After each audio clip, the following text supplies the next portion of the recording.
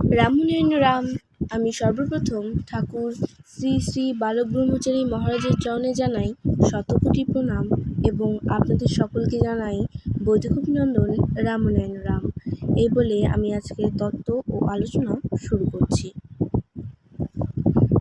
আমাদের এই বাহ্য ইন্দ্রিয়ের স্বাদ সেই চিদানন্দ ব্রহ্মানন্দের স্বাদের ইঙ্গিত, বিরাটের সেই বিরাট স্বাদেরই ইঙ্গিত। এটাই বুঝে নিতে হবে। মহান মহান সাধকেরা যে চিদানন্দের বর্ণনা করেছেন, এই ইন্দ্রিয়ের ওপর বাসে করেই তারা সব কিছু করেছেন। তাই আমরা এইখানকার সব কিছু ছেড়ে দিয়ে সেই চিদানন্দে যাব। এইভাবে চিন্তা করতে করতে জ্ঞানগুলো সেই ভাবনায় ভাবিত হলে সেই ভাবনা দিয়েই নিজের ভাবনা চরিতার্থ করা যায়। জানা থাকুক আর নাই থাকুক, এই ভাবনা চিন্তা করেই সেই চিদানন্দের স্বাদ মিটিয়ে নিচ্ছে। এই বর্ণনা যখনই আসছে, বিরাট ভাবও সাথে সাথে আসছে। তোমার চক্ষুর ক্ষমতা আছে বলেই তুমি সূর্যের দিকে তাকাতে পারছো। তুমি বুঝতে পারছো না, যখন বুঝছো তখন সেই বিরাটের ভাব, গঠনমূলক বাণী আপন মনে আপন গতিতে বের হয়ে যাচ্ছে। অফুরন্ত সেই চক্ষুর ভাব পূরণ করবে কে? এই সংজ্ঞার ভেতরে, প্রত্যেকের ভেতরে সেই বিরাট ভাব আছে বলেই বিরাটের কাজ হয়ে যাচ্ছে। আমরা যে কত বড় বিরাট, সেই বিরাটকে না বোঝার অবস্থায় আছি। আমরা বুঝতে পারছি না, এটা না বোঝার অবস্থায় আমরা সিদ্ধি লাভ করিয়াছি। আমরা এই চিন্তায় প্রতিষ্ঠিত হয়ে আছি। এটাই আমাদের কাছে সহজ স্বাভাবিক অবস্থা হয়ে গেছে। শিশু যখন অন্যের ভাষা শিখতে যায় তখন কঠিন হয়ে যায়। যেটা সহজ হয়েছিল সেটাকে গ্রহণ না করে আমরা কঠিনটাকেই সহজ করে নিয়েছি। আমরা সেই বিরাট স্বরূপের সাথে হয়েই ছিলাম, কিন্তু অন্যকে বিরাট বলে নিজেকে ছোট করে রেখেছি। ছোটবেলায় দেখেছি কুমড়ে পোকা নিজের তৈরি বাসায় ঢুকে বেরোবার ছিদ্রটুকু বন্ধ করে দেয়। আমরাও কুমড়ে পোকার ন্যায় সংস্কারের গণ্ডিতে আবদ্ধ হয়ে পড়েছি। ধর্মের নামে ভয়ে ভীতিতে আতঙ্ক এমনভাবে আমাদের মনের ভেতর গেঁথে গেছে যে তা থেকে বেরোবার পথটুকু নিজেরাই বন্ধ করে দিয়েছি। কিন্তু আমি চাইছি সবাই যেন সংস্কারের গণ্ডি ছাড়িয়ে মুক্ত মন নিয়ে মুক্ত আকাশে বিচরণ করতে পারে। আমরা যে সেই বিরাট শক্তির ভেতরেই আছি, এই বুঝটাকে পাকা করতে হবে। বিড়াল, মশা, মাছি মরে থাকলে মানুষ ভয় পায় না, কিন্তু ঘরের মধ্যে মানুষ মরে থাকলে ভয় পায়। অথচ জমাদার, ধাঙর তারা ভয় পায় না। ভয়ে ভীতিতে আতঙ্কে আমরা শেষ হয়ে যাচ্ছি। দেবতাকে, ভগবানকে, নিজের ভেতরে সেই বিরাট শক্তি জাগ্রত হলে সবাই বুঝবে আমিই ভগবান, আমিই অবতার। ভগবৎ সত্তা প্রত্যেকের ভেতরেই রয়েছে। বীজ ফুটছে বলে সেই বড় নয়, বীজ সবার ভেতরেই আছে। যে গাছ ফুটছে সে আবার বীজ হয়ে ফুটছে। বীজ বপন করতে হবে। এই আপনার সুর, জাগরণের সুর জীবন ভর থাকলেই হবে। যখনই বীজ, আবার গাছ, আবার বীজ। একটা ডিম, ডিম্বাকারে সব স্বাদ তার ভেতরে আছে। তা দিলেই ফুটে উঠবে। তা কি? বৃত্তি নিবৃত্তি বুঝতে না পারাটাই বুঝ। এই বুঝি পাকতে পাকতে আপনিই ফুটে যাবে। আমরা সকলেই সেই পূর্ণের মাঝে পূর্ণভাবে ফুটন্ত অবস্থায় আছি, আবার ফুটতে যাচ্ছি।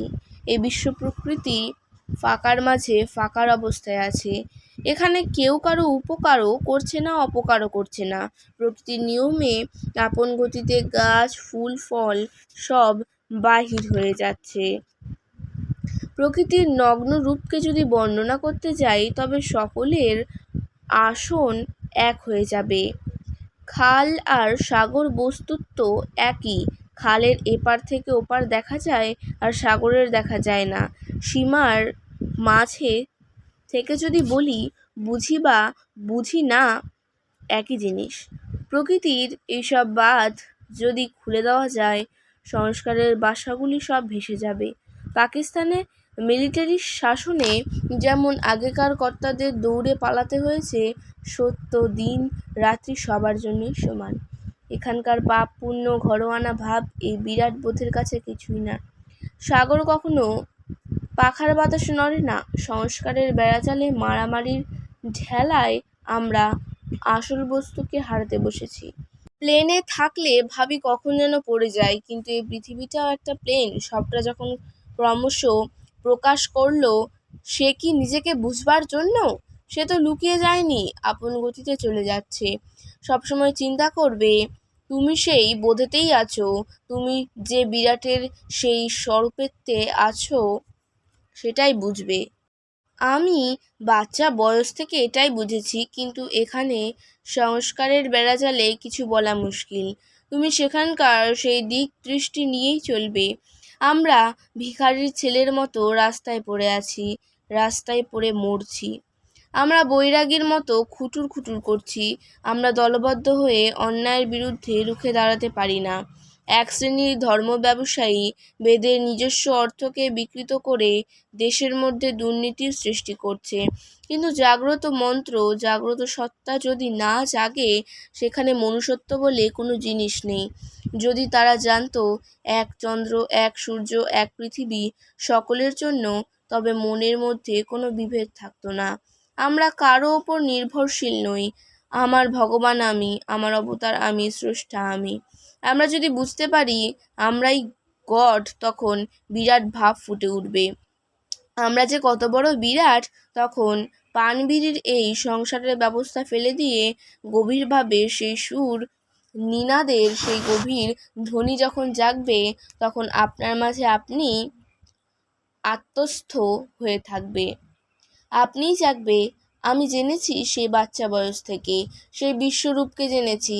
প্রত্যেকের ভেতর জাগবে সেই মূল মন্ত্র প্রতিষ্ঠিত হয়ে আছে। সেই বিরাট যাত্রার মাঝে সেই দিকদৃষ্টির দিকে তাকিয়ে অগ্রসর হয়ে যাচ্ছি। তোমরা জেনে নাও, বুঝে নাও, আমি অগণিত ভার নিয়ে সেই মাউন্টেন এবং ফাউন্টেনের ন্যায় সেই গভীর সত্তার বুঝিয়ে দেবার জন্য চলেছি। বড় যন্ত্রণা, কত গভীর সত্তাতে যে আছি বুঝে নেবে। সেই বাচ্চা বয়স থেকে তোমাদের জানাচ্ছি কত বড় অপবাদ দিয়েছে। এই তত্ত্ব যাতে দিতে না পারি তার জন্য আপ্রাণ চেষ্টা করছে, মামুলি কথা নয়।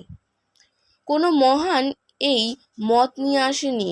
অন্তরের ধ্যানে তোমরা তন্ময় হয়ে থাকবে। আমি শিশুর মতো করে বললাম। আজ এই থাক, আজকের তত্ত্ব ও আলোচনা আমি এখানেই শেষ করছি। দেখা হচ্ছে পরের ভিডিওতে। ভালো থাকবেন, সুস্থ থাকবেন। রামনারায়ণ রাম। প্রতিদিন এরকম নতুন নতুন ভিডিও দেখতে হলে আমার চ্যানেলটিকে সাবস্ক্রাইব করবেন এবং পাশে থাকা বেল আইকনটি প্রেস করবেন। ভালো লাগলে অবশ্যই লাইক, কমেন্ট, শেয়ার করবেন। ধন্যবাদ।